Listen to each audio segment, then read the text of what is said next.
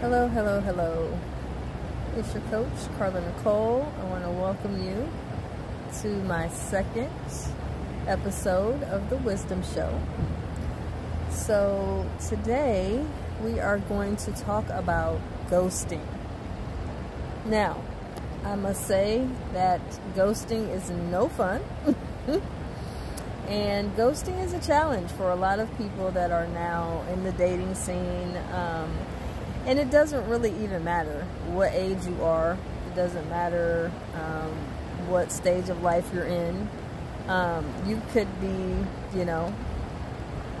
just coming into being single again, or you could be someone that's been on the scene for a while and you're just starting to realize that it's becoming habitual, that you are in these scenarios where you meet someone, you get a real good vibe with them, you go and have a good time, you vibe and everything's good. However, unfortunately, you're noticing that after the really good date or, the getting together with each other, nothing ever comes of it. It just kind of falls to the wayside. And you're like, what is going on? I thought I had a good vibe with someone. Or you could even have had, a couple love scenes with someone. And then all of a sudden, they're gone. They're vanished. And you're trying to pinpoint, where did I go wrong? Where did I miss the signs? What is this commonality with me and these people I'm meeting, or gentlemen or women that I'm meeting, and all of a sudden everything's cool, and then the next thing I know, they're gone. And I don't know why or what's going on exactly. So I wanted to talk about this because I noticed that some people are really struggling with trying to figure out what's going on, and they just kind of want some clarity. So, with me being a coach, there are some things that I can tell you that you may want to think about that can help you along the way with this scenario, to maybe even understand a little better why this keeps surfacing in your dating life. Unfortunately, things happen, so it is what it is. I do want to let you know that this should not be a reason to plunge your self-esteem into a depression. Or start feeling unworthy, or start to feel, a lot of self-doubt. This can actually make those scenarios more common in your world and more frequent. So I'm going to tap on that just a little bit so you can understand why it's essential that you pay attention to what your soul feels initially when you first meet someone.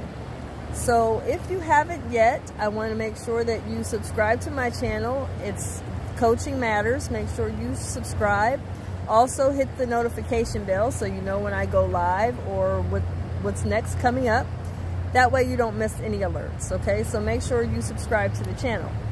So let's get started. I wanted to talk about the ghosting trend because in my coaching practice, I am having some of my clients really struggling with not understanding why they keep having this scenario popping up in their dating life. They just want to have some consistency. They're not maybe wanting a full-time relationship. They just kind of want to have somebody that's steadily in their life that they can mingle with, go out, do things with, and have interactions with.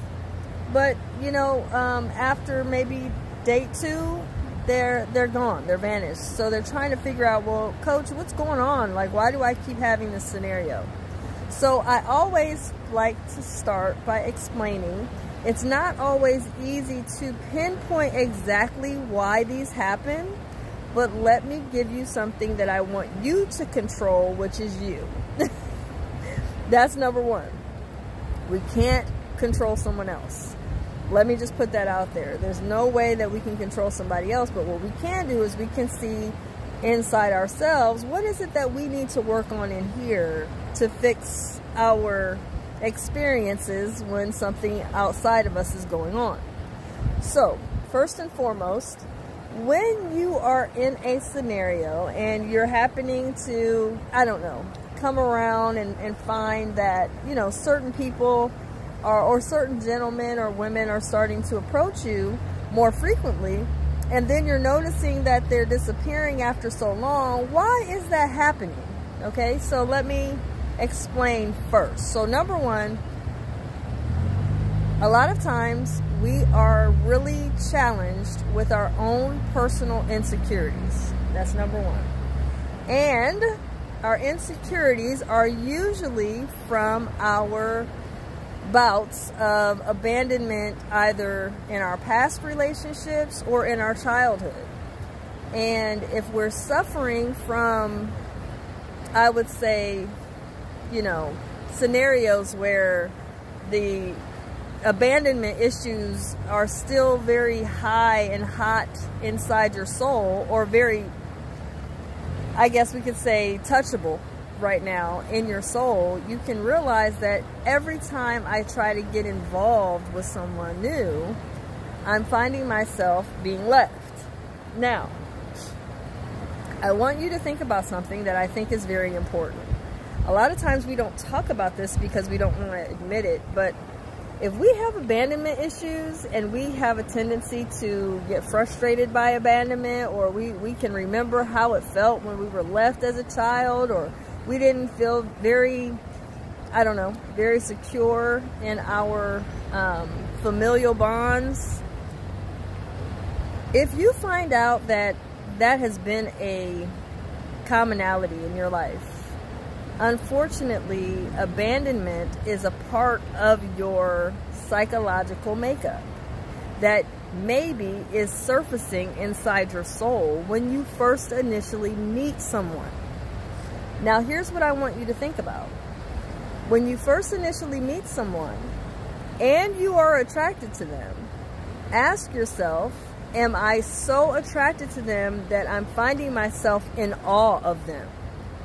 Am I going to be in disbelief if I am paid attention to, or if someone is going to attract to me that I'm attracted to? Do I find that as a question in my soul, like, well, I can't even imagine why that person would want to date me, or I can't even imagine why someone like that would be, considerate of wanting to date me.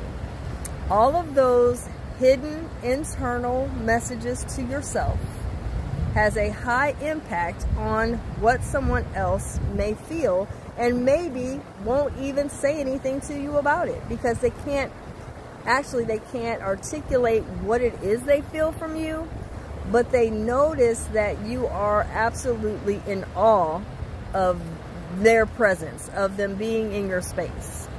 This is a high indicator that you may not even know you do, that is casting off a reason for someone to just flee and run away from you. The reason why this is because when someone sees you finding them unbelievably attractive,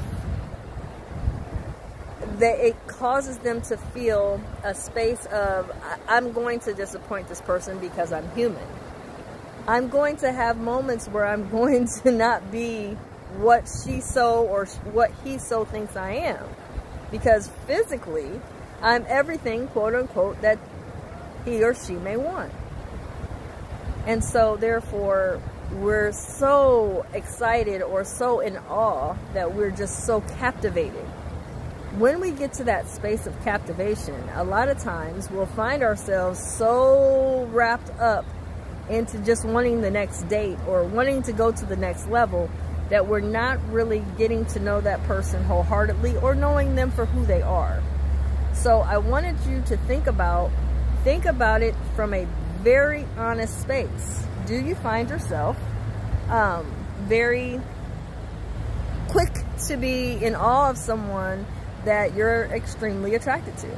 And if that's the case, 9 times out of 10, that is the main reason why a lot of times some of these people that you're involving yourself with or going on dates with aren't going on a second date or making any type of second attempt to get together with you, because they feel like you are in awe of them. When we are in awe of someone, we're finding ourselves to be so, like I said, captivated by their presence. It's causing someone else to feel uncomfortable. And in their discomfort, at first they may like it because, of course, we do like people to be attracted in there and would like to be in our presence. But it's unrealistic to be that much to have that much attraction for us, and we're really not engaged enough to know each other and who we are and all of that. So you may just be actually more in awe of their physical appearance. And that, my love, is one of the reasons why you're finding yourself getting ghosted. Actually, and what I always say is, I'm not saying not to be attractive, not to find someone attractive, not to enjoy someone's time and space. But what I am saying is, you might want to pump the brakes on wanting to be so quick to want to call every minute or check on them or make a provision or whatever. You may want to pump your brakes and allow someone to show you if they're as attracted to you as you are to them. A lot of times we find ourselves forcing things because we can. We might find ourselves excited. So because we're excited, we're just going to hurry it up. And okay, this is the one for me. Let me just explain something. It is very movie-like to believe in love at first sight. Okay, very movie-like. And does it happen? Yes, I'm sure people can get all on here and be like, that happened, nah, nah, nah, nah. I know it can happen. But let's be realists instead of being in awe about what could happen. Let's be realistic. When we first meet someone, and we can be very attracted to them, we may find ourselves attracted to them because of what they, like I said, what they physically look like, and they may physically be everything we desire. However, that person may not necessarily be in their wholeness. They may not necessarily be our taste. And we may be trying to force it because we're so excited about who they are that we cannot shake the fact that this person is everything that we like to lay our eyes on.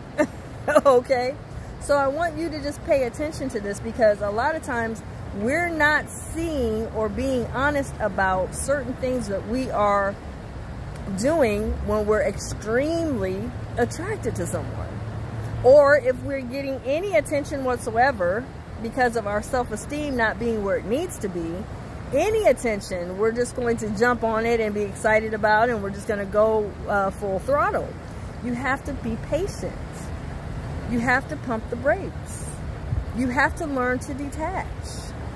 Yes, he asked for your number. Yes, he asked you on a date, but that doesn't mean he's asked you to marry him. That just maybe is that he liked what he saw, he wanted to get to know you, and that is it. Now, after you understand that, that's fine. We don't have to go all into detail about why you don't need to go any farther, but allow someone to show you what it is they want to do as well. Stop jumping the gun is what I'm saying. 9 times out of 10, when the second date, third date doesn't happen, it's because, unfortunately, we're trying to jump the gun. Okay? So think about that. Don't get so caught up in, let me hurry this up because I'm so excited and he's everything I think I like and all of that, and give it time to actually develop, because that's the most important part. So here's the other thing about ghosting that I think is important for us to think about is, a couple of clients had asked me if it's okay to reach out and ask someone, hey, are you ghosting me? And as your coach, I'm going to always ask the client that wants to ask this question, well, what's that question, what's that answer going to do for you? Is that answer going to destroy your self-esteem? Or is that answer just going to give you clarity so you can move on? You should know that either answer that you receive, either, hey, I want to, I have some other options, I'm wanting to meet other people, or I'm not trying to settle down, I just wanted to spend our date together and that's it. whatever that answer is, if you so want to have an answer so bad, what is that answer going to do for you? We have to gut check when we ask certain things that we want to know answers to. And before that, we need to be able to digest before we ask what that answer is going to bring up inside of, or conjure in our own soul. So, say for instance, you ask someone, so, I mean, are you ghosting me or what? Like, why are you did you disappear? What's going on? Are you in a relationship now? What's up? Or, I'm just curious. I just want to know, like, you've just disappeared. So if someone, imagine you being that person receiving that text. To be all honest, some of them will probably give a real vague answer if they don't really want to give you the raw truth. And is the vague answer going to help you? Or are you going to still be in that same state of confusion you were in before you asked the question? So say for instance, you ask the question and that person says, well, I just been really busy, or my job has had me traveling, or whatever their answer is. If it's real vague like that, 9 times out of 10, they're just not interested and they don't want to hurt your feelings. And if that's the case, are you okay with that? Now, if someone is blunt and says, actually, I really like you, you're a nice person, but I just didn't see us I didn't see any reason to go on a second date with you. I just, I got all the information I wanted and I enjoyed our time, but, you know, I'm just not interested. So whatever that answer is, what are you going to feel like after the answer is given to you? When you want to ask something, you got to be ready to whatever the answer is. Then it could be, oh my gosh, I lost your number. Legitimately, they lost their number. I got a new phone, I lost your number, and I'm glad that you reached out because, hey, I lost your number and I'm glad that you reached out, and now we can reconnect, and then of course you can rekindle and finish where you left off. Again, that all depends upon the scenario and or what they say. So you have to ask yourself, what am I going to be okay with? And the answer should be, whatever answer it is, I should be okay with. Matter of fact, I might find out something in the answer that I can work on the next date I go on. I might find out something about me that I didn't know from this person. So now they could be gifting me some vital information that I didn't know that maybe is, you know, something I could figure out how to maybe curtail or figure out how to maybe fix inside myself. Here's what's deep, is no matter what it is we end up having to do in these relationships, we will find that throughout life, we're going to come into contact with different people. And some people will last for a short time, some people will last for a long time, and some people will be in your life for a lifetime. It's just what it is. And we just have to be honest and open to listening and paying attention to what it is we have going on. It gets to a point now that we find ourselves frustrated by not understanding what it is we need, what it is we want. So I just wanted you to think about this. It's very important that you sit down and pay attention, because sometimes in these relationships, we're finding ourselves trying to make something of it before it's really time. So while you're dating and getting to know someone, it's better to just be in an inquiry state of mind. Don't start to already have the wedding plans and you guys just went on a first date. Don't try to already make him your man and you just got to know him for a short time on a one-on-one. Sometimes we're just jumping the gun too soon. Ghosting is happening because of insecurity, and insecurity is coming from, like I said, abandonment issues. So when you have abandonment issues, a lot of times our insecurities tend to simmer in that fear that someone is going to leave, not deal with us, vacate the premises of our life, and then we're going to feel terrible. You don't have to. Okay? So I wanted to give you something to figure out in your heart and soul. Sometimes in this lifetime, we have to get to a point where we understand that not everybody we meet is going to be someone in our life for a long time, or a short time for that matter. They might even be here just for today and that's it. Let's learn to be more present. So now that we're here, I'm glad that I got to come to that space with you. Let's talk about being present, shall we?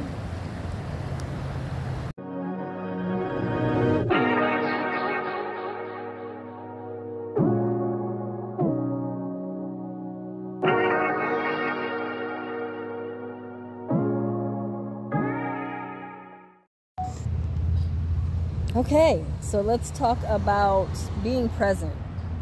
So one of the best ways to be present in any type of dynamic, first of all, you should be present in life, period. But to be present in a dating scenario, it really pays to kind of pinch yourself. And I know this sounds crazy and bizarre, but it works. When you're in the presence of someone you're on a date with, rather than thinking about all the great things that you could be, all the great things that you wish it to be, pinch yourself slightly. Just pinch yourself to bring yourself more right here, in the right here and now.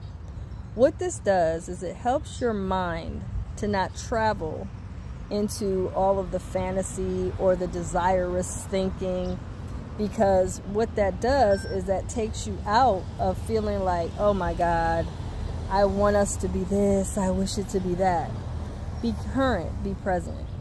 And when you're current and present, it really changes a lot, because now you can really see it for what it is. You don't have to feel as though you wish it to be this or wish it to be that. You can be very current and up to the minute on what is going on while you're in that dating scene with this person. It also helps you to not get sold on hoping and wishing for things that are just unrealistic. When we, especially women, we have a tendency, yeah, I have a little friend behind me. One of the hard parts about it is when you are in a scenario, especially we as women, we like to fantasize. We like to fantasize about what we want in a relationship and what we desire and all of these things. However, sometimes it serves us better to just really be current and learning something about the person and being more aware of what's going on while you're there. Problem is, we have a tendency to get sold on how handsome or beautiful they are that we lose sight on knowing the true essence and true wholeness of the person, because we're so caught up in the physical part of the person. We're losing sight of who the person is. I say all the time, and this is very true, how someone treats you is what you will always remember about that person. Yes, you'll remember their physical body, but the biggest thing you will remember more than anything else is how you're treated when you're in the presence of that person. And why I say it's so essential that you think about how someone is treating you, it's important to start getting set in the tone of that thinking now before you get into any relationship. Even in a friendship, it's imperative that we pay attention to how we're treated. Are we well treated? When we figure out learning about treatment and how important it is, we stop focusing on outside external things that have little to do with them. And what I mean is, women that are handsome and beautiful had absolutely nothing to do with their physical looks. I'm going to say that again. Women and men who are handsome and beautiful had literally nothing to do with their physical looks. Nothing. That's just who they are embodied into. That's it. That's all. So I want you to think about that, because a lot of times we spend time on being sold on how beautiful, how handsome someone is. And unfortunately, it doesn't matter. They had nothing to do with it. However, how they treat you, they have everything to do with. How they come across towards you, how they're mindful of you, what they do for you is all to their own abilities. That, my love, is more important than what they physically look like. But we spend a lot of time on how handsome or beautiful or pretty someone is. And we find out, man, I ended up falling in love with a pretty mess. Or I ended up falling in love with a handsome jerk. Normally, we spend so much time caught up in how physically appealing they are, we lose sight on, well, my God, that doesn't really matter, does it? What matters is how I'm treated.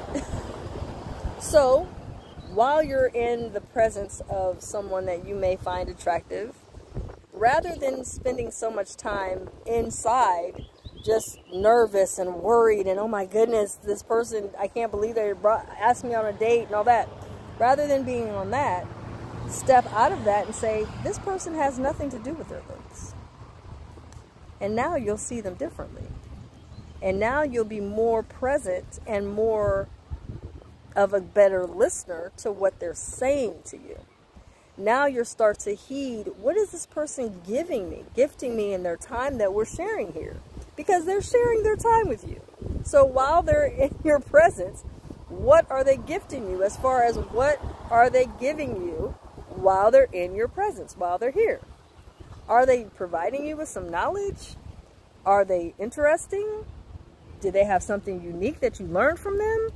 All of these things you should be asking yourself, because that, my love, is going to be more intriguing long term versus how handsome or pretty someone is, if that makes sense. So now we can extend out how we care, how moved we are, how excited we are when we are now more engaged with what they're saying and getting to know them.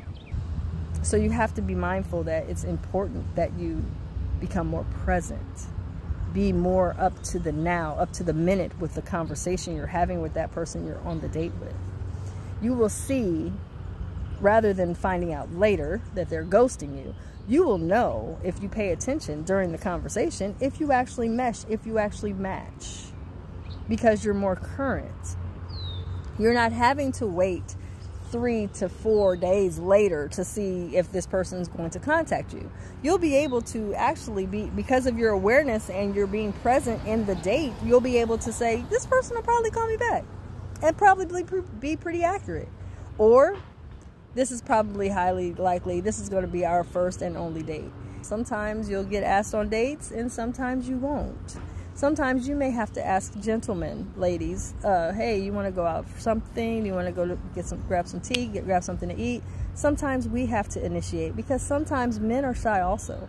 And a lot of times we assume, well, we're the woman, so we should be asked. That's not always the case. Sometimes we have to just bite the bullet and do it too. I mean, it's just what it is. We have to get out of the thinking that everything is gender-based. Sometimes we have to go up against the grain. Sometimes we have to do stuff differently than what everybody else is saying. Sometimes we got to go against the grain, and that's okay. Don't get all in a shambles because someone ghosted. It's what it is. Also, you can always reach out to me. I'm your coach, Carla Nicole. You can reach me at 844-5-WISDOM. extension 0. You can jump on my website, smileandsip.com. It is spelled just the way I said it, smileandsip.com. And you can just reach out to me. Right now I'm running a special for May. 30 minutes with me for just $19. And we can discuss how to prevent you from going through this constantly, and how to improve your esteem. It comes down to esteem, lovelies. If you're having constant scenarios where you're being ghosted, it's your esteem, babe. Your esteem isn't where it needs to be. That's all. Okay? All right, I'm out of here.